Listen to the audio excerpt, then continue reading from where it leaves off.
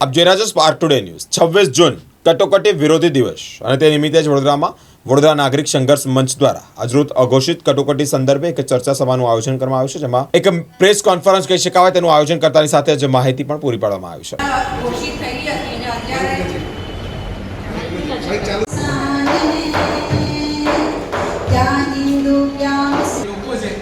अलग अलग रीते फैलाव कर रहा है कि हाल में भारतना बंधारण तरीके डॉक्टर बाबा साहेब की कोईपण भूमिका नहीं और ये भारतनु बंधारण बी.एन. रावे लख्યું એવું एक मैसेज आखा व्हाट्सएप यूनिवर्सिटी में फरी રહ્યો છે। चर्चा કરી રહ્યા છે એની સામે પડકાર ફેંકતા ગયા હતા। એમની પાસેથી પ્રેરણા મેળવીને વડોદરાના વિવિધ પ્રશ્નોને લઈને સમાજના વિવિધ પ્રશ્નોને લઈને જે પરિસ્થિતિ છે એનાથી ચિંતિત લોકો અહીંયા ઉપસ્થિત છે।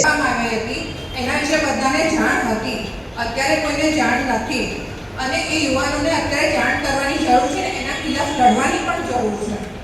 અત્યારે હાર્દિકભાઈએ વાત કરી કે ભાઈ વડોદરામાં વરસાદ આવતા ખાડા પડી જાય છે, તો એ કેમ પડી જાય છે?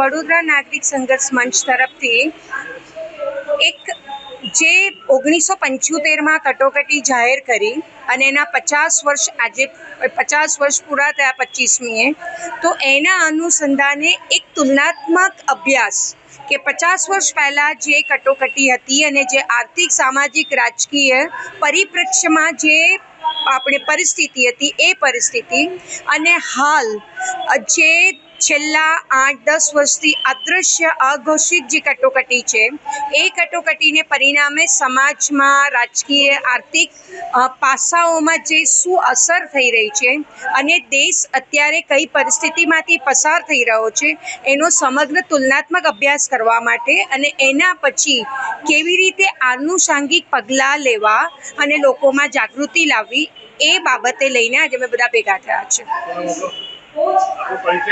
મારું નામ તૃપ્તિ શેઠ છે। આજરોજ વડોદરા નાગરિક સંઘર્ષ મંચ દ્વારા વડોદરાના પ્રબુદ્ધ નાગરિકો, સામાજિક કાર્યકરો, એડવોકેટશ્રીઓ તમામની ઉપસ્થિતિમાં આજે એક વિષય પર ચર્ચાનો સેમિનાર રાખવામાં આવ્યો હતો, જેનો વિષય હતો કે અઘોષિત કટોકટી જે 1975માં ઘોષિત કટોકટી હતી એની સામે અત્યારે અઘોષિત કટોકટીની જે વર્તમાન પરિસ્થિતિ છે, નાગરિક ક્યાંય અવાજ ઉઠાવી નથી શકતો, નાગરિક સત્ય બોલી નથી શકતો, સિસ્ટમની સામે અવાજ ઉઠાવવા જાય તો એને જવાબ નથી મળતો।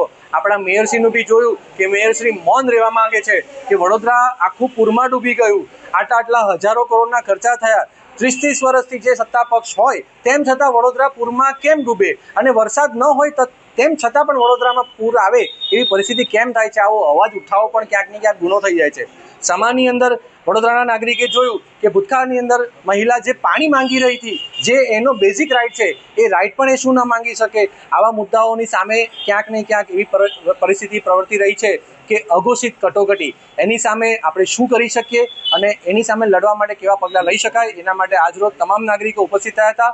આવનારા સમયમાં આ પ્રકારનું વલણ કોઈ પણ સરકારી સિસ્ટમ હશે જ્યાં અધિકારી રાજ હશે, કોન્ટ્રાક્ટર પ્રથા હશે, આજે વડોદરા ખાડોદરા બની ગયું છે અને એનું એક માત્ર ને માત્ર કારણ હોય તો પ્રાઇવેટાઇઝેશન, દરેક વસ્તુનું કોન્ટ્રાક્ટ ખાનગીકરણ એ એનું મૂળભૂત બેઝિક કારણ છે।